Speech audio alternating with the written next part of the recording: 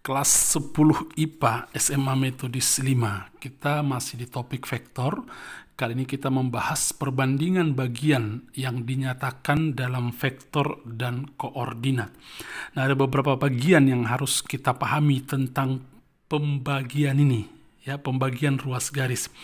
Jadi, bagian yang pertama adalah tentang titik P membagi ruas garis AB, ini AB, dalam perbandingan M banding N. Jadi maksudnya itu yang pertama P membagi AB dan P di dalam. Ya, yang pertama ini jika P di dalam AB. Nah, kita anggap ini sudah dalam koordinat kartesius. Saya tidak menggambar dalam koordinat kartesius. Misalnya maksudnya di situ kalau kamu punya garis di dalam koordinat kartesius, ini misalnya koordinat kartesius seperti ini. Oke, saya ambil koordinat kartesius, ini garis. Ini ruas garis AB. Kemudian ada titik P di sini. Membagi menjadi M banding N. PB dengan PA dalam perbandingan M banding N, di mana P di dalam garis AB, di antara garis AB itu maksudnya. Cuman garisnya AB itu saya buat dalam seperti ini aja simpelnya. Nah, jika P di dalam AB membagi di dalam, di mana AB banding PB adalah M banding N. Jadi cara membandingkannya begini. Ya, oke. Untuk kamu pahami ya. Jadi dalam hal ini AP vektor dan PB vektor mempunyai arah yang sama. Ini dengan ini mempunyai arah yang sama. Jadi seandainya kita buat tanda panah begini, ini tanda panah begini mempunyai arah panah, maka cara membuat perbandingannya adalah AP banding PB adalah M banding N. Ini banding ini M banding N, atau AP banding AB yang besarnya ini banding ini adalah M banding M tambah N, karena ini M tambah N ya. Oke, apa bedanya? Emang ada misalnya P membagi di luar? Ada.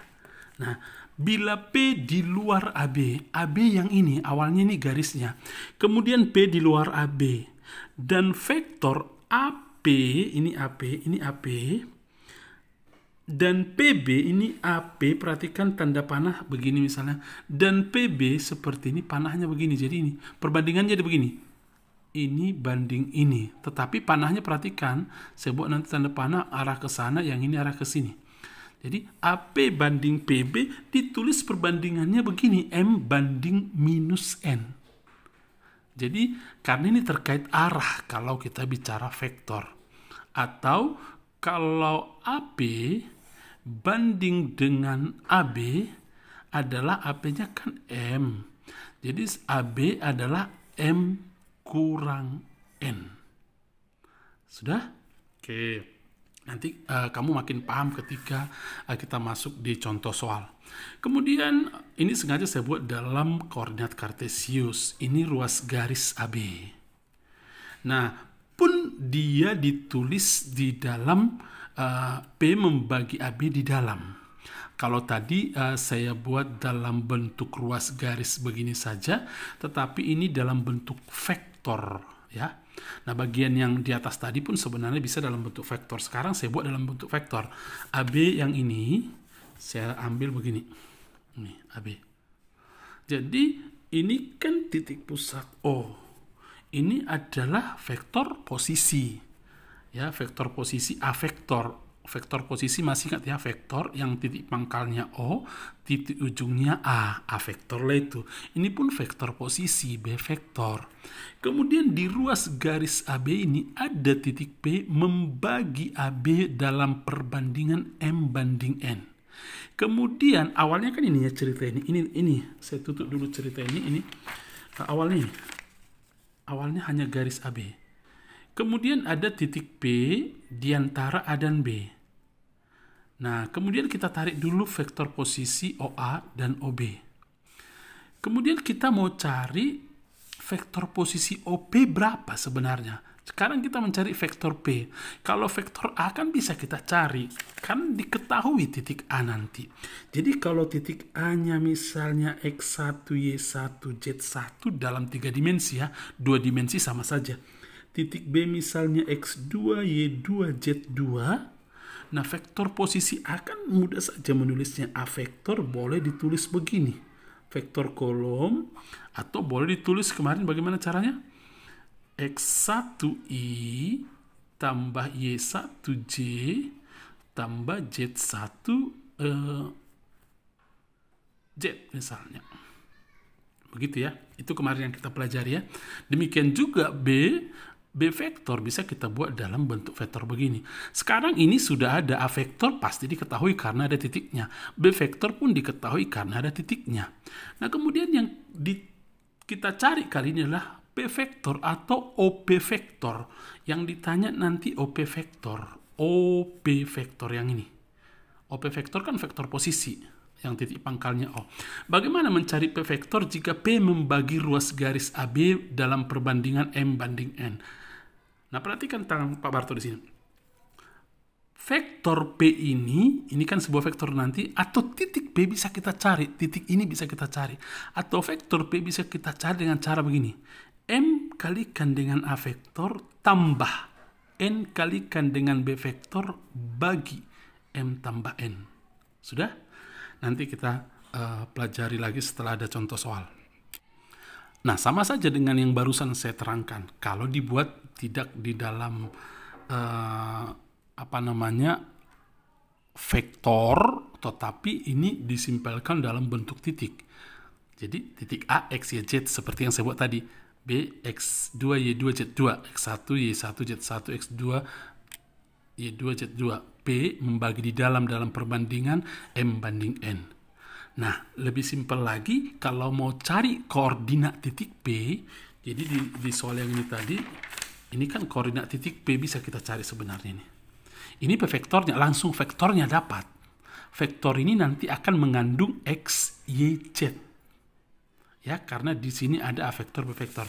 Nah, kalau mau melihat lebih lengkap X, Y, Z-nya, sama saja dengan yang tadi. Jadi perhatikan caranya, N kali X, untuk X-nya ya, N kali X tambah M kali X2, NX1 tambah MX2 per N tambah M. Untuk mencari Y-nya ini, Y-nya si P. Berarti N kali Y1 tambah M kali Y2 per N tambah N. Demikian juga untuk si ZP. Kita langsung ke contoh soal. Saya sudah tulis contoh soalnya biar kamu paham. Tapi catat dengan rapi ya. Nah, ada P membagi ruas garis hubung AB. Koordinat titik A sudah diketahui 0,15. Kita tidak usah gambar di dalam koordinat kartesius, tidak apa-apa. Yang penting kamu buat identitas A 0,15. Ya, tahu membuatnya ini kan artinya A vektor bisa kamu cari A vektornya ini bisa ya. Sehingga kalau ada persoalan lain dikasih tahu dalam bentuk cerita lain diketahui A vektor berarti 0i tambah 1j tambah 5k atau j tambah 5k. Kadang dibuat soal begitu, kadang dikasih tahu titik. Kamu tidak perlu menggambar detailnya dalam koordinat kartesius. Letakkan aja titik A entah di mana, letakkan titik B entah di mana. Karena menggambar dalam 3 dimensi pun sudah sangat repot. Nah, kemudian titik B 0-45. Sekarang P membagi A dan B dalam perbandingan 3:2. Gambarnya seperti ini. AP banding PB 3:2. Nah, yang ditanya koordinat titik P ini, nanti X, Y, Z-nya ini berapa? Sudah? Nah, kamu boleh langsung menggunakan rumus yang terakhir ini, yang ini. Jadi, XP adalah, gini aja caranya, 2 kali 0, gini. 2 kali 0 tambah 3 kali 0 per 2 tambah 3. Berarti 0/5, 0. Sekarang YP. Oke. Berarti 2 kali 1 tambah 3 kali, mana tadi? 3 kali minus 4. 3 kali minus 4 per tetap 2 tambah 3. 5. 2 kali 1, 2. 2 kurang 12 minus 10. Minus 10 per 5 adalah minus 2. Lagi Z-nya, ZB adalah ini 2 kali Z yang ini, 2 kali 5 tambah 3 kali Z yang ini, 3 kali 5 ya. 3 kali 5 per 2 tambah 3. Berarti 10 tambah 15, 25 per 5. Ini koordinatnya nanti kita lihat, ini 5 ya. Berarti koordinat P adalah X, Y, Z 0, minus 2, 5. Koordinat titik P adalah 0, minus 2, 5. Sudah dapat. Atau kalau dibuat dalam vektor, boleh dibuat begini. P vektor kan OP vektor boleh juga begini bentuknya. Boleh ditulis begini saja, 0, minus 2, 5. Atau 0I tambah minus 2J tambah 5K. Ini K vektor ya. Ini kadang nggak ditulis lagi karena 0, berarti P vektor adalah minus 2J tambah 5K. Kalau vektornya yang dikasih tahu dalam bentuk begini. Ini pun sudah vektor sebenarnya. Kalau mau titiknya ya seperti ini menulisnya, sebuah titik. Baik, kita masuk ke contoh kedua. Nah, ini ruas garis AB. P pun membagi di dalam. P ada di dalam. Jadi ini kalau di bagian sebelumnya yang ini kan saya buat dalam koordinat kartesius. Kadang tidak perlu lagi kau buat dalam koordinat kartesius, ya. Oke, sudah dikasih tahu di sini titik O. Berarti OA adalah vektor posisi. A vektor kecil saya buat, OB B vektor kecil. Kemudian P ini membagi AB dalam perbandingan 2:1. Oke, AP banding PB, perhatikan yang membuat perbandingannya, AP banding PB, perhatikan cara saya menunjuknya, ya, bukan begini saya buat, AP banding PB, bukan begitu, perhatikan, AP banding PB, nah gitu ya, 2:1. Baik, diketahui ini juga 4 minus 1, 1. Artinya titik A-nya itu ya. Titik A 4 minus 1, 1. Kalau dibuat dalam vektor jadi begini. Kalau dalam titik kan simbolnya harus huruf besar. Kemudian dikasih tahu angkanya. Ini dalam 3 dimensi 4,-1,1. Tapi dalam vektor boleh ditulis begini. Atau 4I kurang J tambah K. Sengaja saya ulang-ulang kalimat itu supaya makin ingat konsep vektor. Dan kemudian vektor B ini berarti B vektor 1, 2, 4. Berarti titik B 1,2,4. Yang ditanya adalah vektor P. Nah, vektor P boleh kamu cari seperti di contoh soal yang tadi. Boleh kamu cari XPY PZP-nya atau tidak usah seperti ini. Langsung kita cari aja P vektor. Ya, jadi tidak perlu melewati yang namanya XY, XP, YP, dan ZP. Langsung aja begini boleh. Ini lebih mudah melihatnya.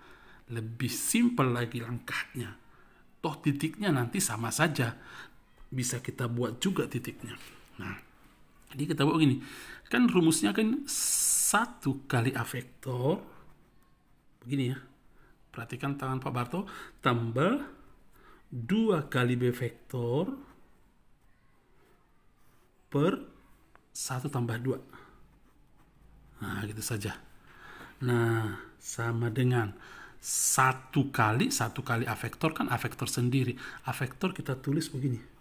4 min 1, 1 tambah 2 kali B vektor, kita buat ini 1, 2, 4 per 1 tambah 2, 3. Nah, jadi P vektor adalah, perhatikan, 4 tambah 2 kali 1 kan 2, 4 tambah 2, 6.